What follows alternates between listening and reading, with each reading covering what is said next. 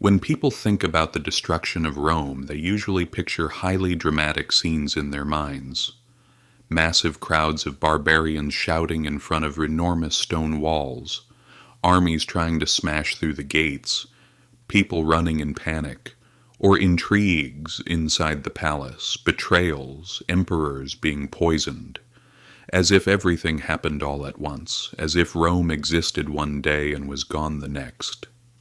But real life doesn't work like that, especially when it comes to a massive empire like Rome, because Rome was not an ordinary state.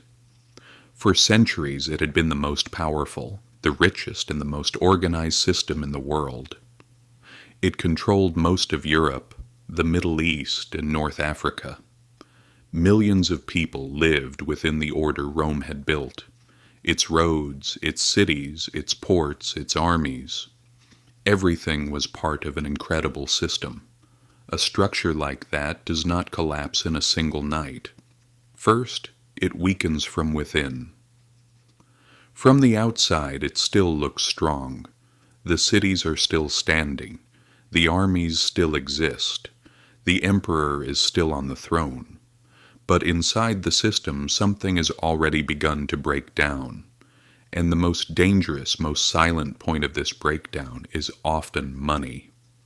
Because money is not just a tool used for buying and selling. Money is actually the clearest physical form of the trust that exists within a society. People work, they produce, and they receive money in return. Because they believe that money will still have value in the future. They trust that they will be able to buy food, buy a home, and sustain their lives with it. In Rome, the symbol of this trust was a silver coin called the denarius.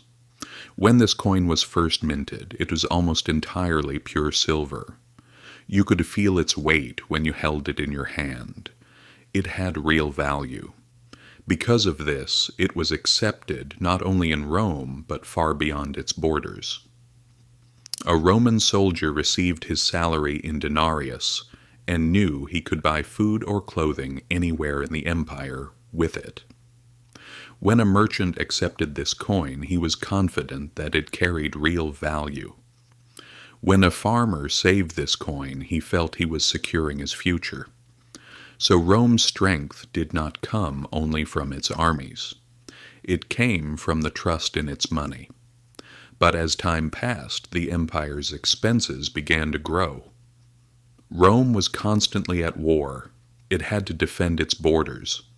New enemies kept emerging. Germanic tribes were pressuring from the north. Powerful empires existed in the east. Rebellions broke out within its own territory. Every new threat meant more soldiers. More soldiers meant more salaries. At the same time, massive infrastructure projects were being built.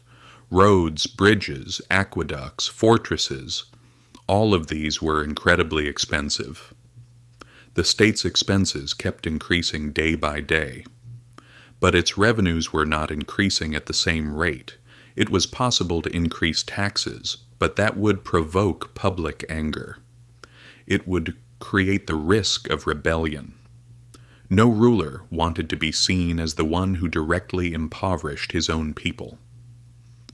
So a less visible, more subtle method was chosen, to change the money itself. The emperors continued to mint denarius, but now they were putting less silver into it. From the outside it still looked the same size, the same shape, the same image of the emperor.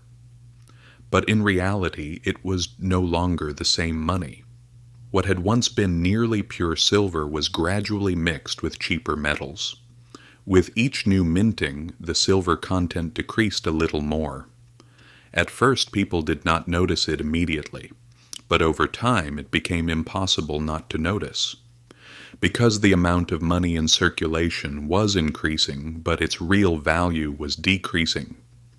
And the result was inevitable. Prices began to rise.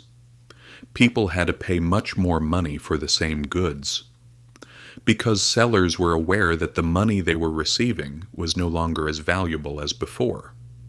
Soldiers realized their salaries were no longer sufficient. They began demanding higher pay. Merchants began refusing to accept certain coins. People's trust in money began to crack, and once trust is broken, it is extremely difficult to restore. Restoring that trust may require centuries, perhaps even thousands of years. Instead of truly solving the problem, the state tried to fix it by minting even more money. But this did not solve the problem. On the contrary, it made it worse, because the problem was not the quantity of money, but its value. Rome was still standing, its powerful armies still existed, its cities were still magnificent, but the most fundamental pillar of the system, trust, was slowly disappearing. And the most important thing that keeps an empire standing is not its stone walls or its palaces, but the belief people have in that system. The real collapse of Rome began precisely here.